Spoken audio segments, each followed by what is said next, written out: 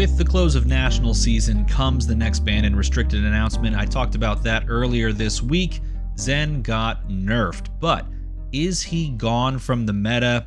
By no means, no. He is not. He will still be quite good. So let's talk about the meta and where his place is, how he is going to change as far as his deck is concerned, if it's even going to be that big of a deal, and then what the rest of this meta might look like. So without burying the lead, I expect, even with the Bonds of Ancestry change and banning of the yellows and the blues, I expect Zen to still be probably the top deck, if not one of the top 2 decks in the format. He's not changing that much. Losing Bonds makes the Descendant Bonds combo less desirable, but it's still quite powerful when you can go Descendant, Bonds, anything else that you want to grab, and so I think people will still just play it. This, by the way, is the UK National Championship first place deck. It was the one that I could find. I figure it was the most updated, most recent to what people are playing, and from what I'm seeing in the deck list, this is about what I've seen most people playing. Looking at a lot of deck lists lately, looking at a lot of Zen lists lately, and there's some interesting things, in each that they try and they kind of tinker with. Like for example, Talishar versus 2 Needles, some number of different types of blues. Nevertheless, this Bonds of Ancestry blue is the most common card that people will be cutting. Not a lot of lists were running Bonds of Ancestry yellow. There were some people that were on the full rainbow, but really not a lot of lists were full committed to it. Instead, they were playing some splashes of other things. I think the card that a lot of people are going to slot in, and some people already had in their list, is Biting Breeze. It's technically not a combo card, so it doesn't get searched. It doesn't find its way from Bonds of Ancestry, but it's a blue that can come in place of those bonds to allow you to create more tigers. This is a card that I feel like people are already on 1 copy, 2 copies. This card may be the biggest addition to the deck coming out of this ban. But you could also look at this and you could reconstruct large portions of it. Let's say you don't like being so heavily committed to the bonds and to the Descendant line because now you're not getting the payoff nearly as often. You could choose to cut some number of Descendants in some way, shape, or form to add in the red Biting Breeze. You could go red Biting Breezes as well. People are already on Bittering Thorns, but that could be a card that if you're off of Bittering Thorns, you could come, back onto, you make your way back onto. And then you could also splash in, people are already tinkering around a little bit with shifting, thank you, spell the word. This card's made its way into lists as well, Shifting Winds of the Mystic Beasts. And I think Tariq Patel was also, and this one's a really interesting one, was also on the Be Like Water Red.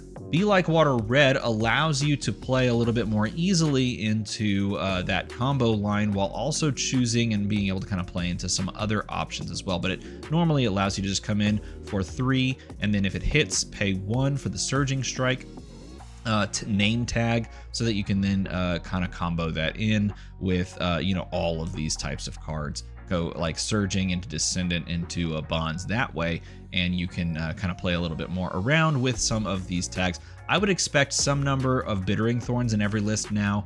I think Spinning Wheel Kick's already become a mainstay now. It's the thing. And if you're going to be coming off of the Bonds list to some degree, the last card I'd talk about as far as what you could swap into besides red Biting Breeze and blue Biting Breeze, and maybe this Be Like Water tech, is the really interesting one of coming back around to Breed Anger.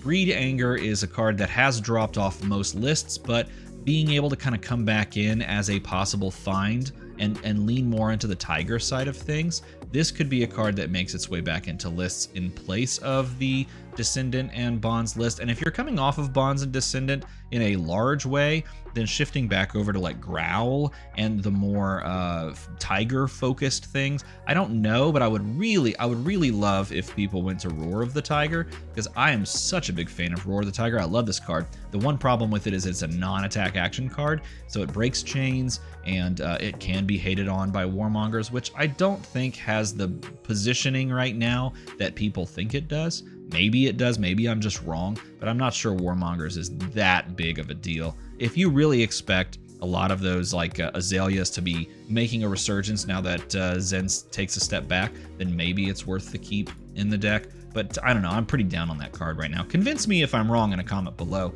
Roar of the Tiger is also a really cool option. And all of that is sort of exemplified by the original, the OG. Let me see if I can pull it up. And that's this one. This was the UK Games Expo winning list by Jake the Baker. I think it was Jake Warburton, right? And I told him on Twitter, he tweeted about how he was honored for his mention in the banned and restricted announcement talking about this winning deck list. I mentioned, and this is true, I do believe this to be the case, this is the most fun I've had with Zen. Playing this style of list with Untamed in it, which could make its way back into the list now because you're leaning more into Tigers, with Growls, like just a more heavy-handed side of things where you cut all of the Bonds and Descendants completely and you just run like these more Tiger-focused type plays. This one includes Salt the Wound, which is a great card if you are playing Tigers. Maybe fit Roar of the Tiger in here to really lean into it. Those plus like Ancestral Harmonies still in the list, and he had Blue Predatory Streaks, which I don't know if that actually makes the cut nowadays, but if you lean into like the Tiger side of things, now all of a sudden you are still playing this Zen list with a lot of like really wide chain links, but you're doing so unfettered from the need to play cards that are pretty underrated like Descendant and Bonds when you don't have like a graveyard built up as easily, and you don't have them coming together as quickly. So this is a list that we might see make a resurgent, the more Tiger focused side of things. And this is where Zen could be going. I still think he's really strong, really incredibly powerful. And this is where I kind of see him going in the future. And to combat him, I think Nu is going to continue to be one of the best in the format because she can already fight him at some amount of parity at his current or his previous state. His current state now is the nerfs. So this type of list being able to just present an insane amount of disruption off Siren's Call. God, I cannot believe how good this card is. I was like, yeah, it's a fine card. I'd play it a little bit, and then I played it a couple more times, and I was like, holy crap, this card's insane. The card is truly insane. Siren's Call is nuts, and just being able to pull extra cards out of your opponent, super fantastic. The Weakest Link as well has really just stood out. This has been the standout card of the format as far as sideboard and hate cards go. It's one of those cards that just shows up and shows out when you play it. If your opponent is exactly Zen, or really has any amount of zero defense things in their hand, like reactions or instance snags of things like that. And the benefit of this type of list is you can prey on things that can't block very well, and you're taking away when you're shifting away into like this type of list, you're by adding more Biting Breezes and by adding Growls and by including some of the more Tiger like early starters, you're adding more 2 blocks to the list. And by doing so, you're making it more difficult to defend against this type of disruption. So you almost have to just go hands up and say, okay, whatever you have, I will pay for, and pay with blood in a lot of instances. And then I will attempt to do my best to fight back after your disruption goes through. So this list might see some changes based on what the Zen list does as well. But of course, if she rises up into prominence, the natural counter to her is both Illusionist and also Kano, which I think is really cool because Kano has started to kind of creep back and into the shadows and sort of hide in this current meta. Because I will say this, I think that the best Zen players have far more tools at their disposal to deal with Kano than a lot of people thought originally. They thought it was like a coin flip matchup, but Kano can just do Kano things with some crazy damage, and like they just probably win. But the best players on Zen use their Zen state at the right time, keep their options open, don't double transcend unless they've already taken like a ton of cards from their opponent, that sort of stuff. And that made the matchup very hard because they could just put a massive amount of damage with double like Bonds turns on the board and just kill you, like present lethal. But with them taking a step back and with Illusionist, well, not so much Illusionist, but Assassin rising to dominance, Kano now has position as well to kind of come back into the fray. And this, by the way, is the Minneapolis first place battle hardened list that picked up the win. Bryce Morgan, congratulations. It's very similar to a lot of the other lists. It's a pretty standard list nowadays. It's been refined and refined and then refined again. It now includes 3 Kindles because I think every deck should include this card. Everyone that said this card was not good, I guess is just plain wrong because it is really good. It has Aether Flares, which are banned in Blitz, but not in Classic Constructed. Same thing with Aether Wildfire, because without those cards, Kano can't really do anything. And it's just a bad deck otherwise, which is kind of funny. Nevertheless, this is a pretty straightforward standard list. 1 Fate Foreseen is interesting. I had 2, and then I cut them because I just never put them in the deck. So I'd be curious to see what the 1 Fate Foreseen comes in for. Sometimes you could maybe argue to bring it in during like the Prism matchup to try and stop some on hits from those Heralds, but it's just like you're just already losing that matchup, so bringing in Fate Foreseen doesn't feel that great. The 3 Sink Belows as well. So yeah, I had 3 Sink Belows and 2 Fates, and then I just never used them in favor of all the other good things. And yeah, I don't know. This is a solid list, a solid starting point if you're looking to jump in to the Wizard side of things with Mr. Kano.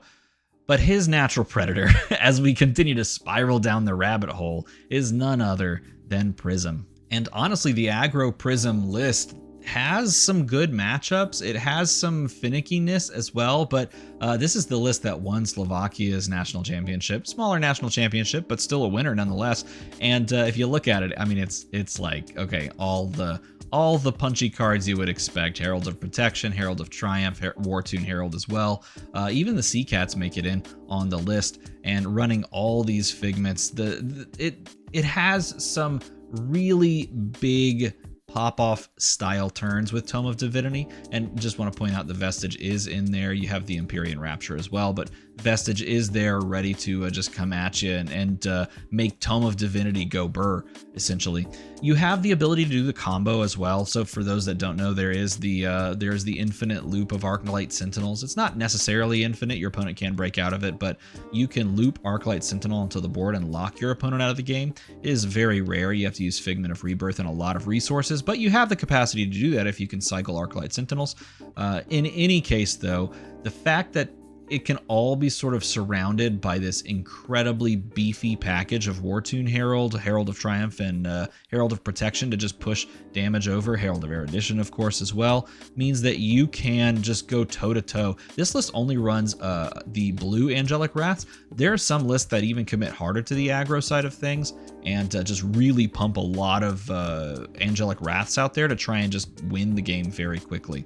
And with Guardian out of the way and less poppers in circulation, you know, these types of lists can prey on the Kanos, can do some damage against the News, which don't have a ton of poppers, and then can also try to go toe-to-toe with Zen. But again, another natural predator to Zen that we saw try to make his comeback was Victor. So if Victor surges as well, this could get hated on a little bit in that respect. So you might have to go to the Iris list that was floating around at the beginning of national season before things got really kicking around, like the Aura list as well. Prism's still not out of it yet. But to sum things up, this is the exciting part about a ban and restricted announcement. When you take and you curb the extreme highs of a deck that is just pushing the ceiling a little too far, when you bring it back down to the level, other heroes that were close but not quite start to rise back up. New was already toe-to-toe with Zen. New gets better. But what's good against New? Some decks that were pushed down a little bit too far by the power of Zen now start to creep back up. So you look at your Victors, you look at your Kanos, you look at your Prisms, you look at these heroes that, even Enigma, I shouldn't even talk about Enigma in this video. You look at all of those heroes and you say, they're close.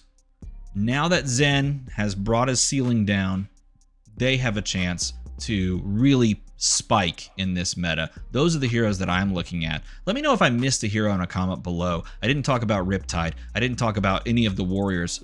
Rip Warrior, they still exist in the meta, I think. They're somewhere out there. Let me know if I missed any of those, and if you like this sort of recap talking about where the meta is going, sound off in a comment below so I know to make more of these. And if you want to support the channel, feel free to support me on Patreon and make the number go slightly higher. As always, thanks for watching.